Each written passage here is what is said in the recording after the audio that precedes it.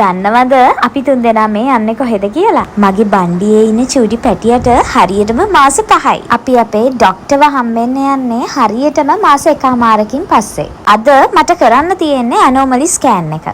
ඒකෙන් එන බෙනිෆිට්ස් ගොඩයි. බබා හරියට කුස තුල හැදිලා තියෙනවද?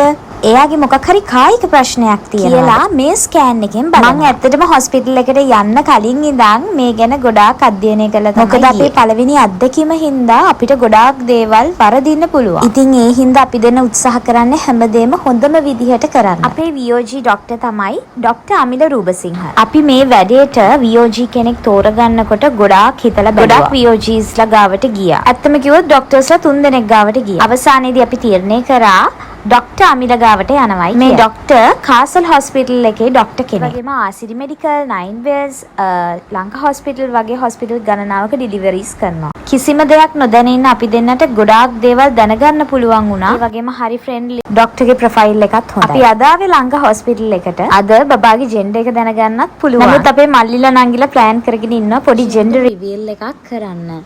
ඉතින් අපි කිව්වා බබාගේ ජෙන්ඩර් එක කොලේක ලියලා අපේ අම්මගේ අතට දෙන්න කියලා. ඉතින් ડોක්ටර්ත් හරි සතුටින් අපේ අම්මත් එක්ක කතා කරලා අපි දෙන්නට එළියට යන්න කිව්වා.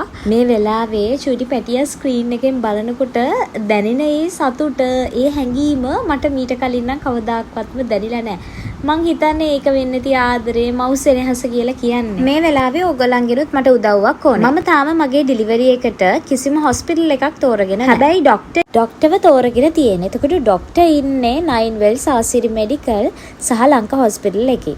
මට මේ හොස්පිටල් වල ඔයාලගේ පර්සනල් එක්ස්පීරියන්ස් මට කියන්න.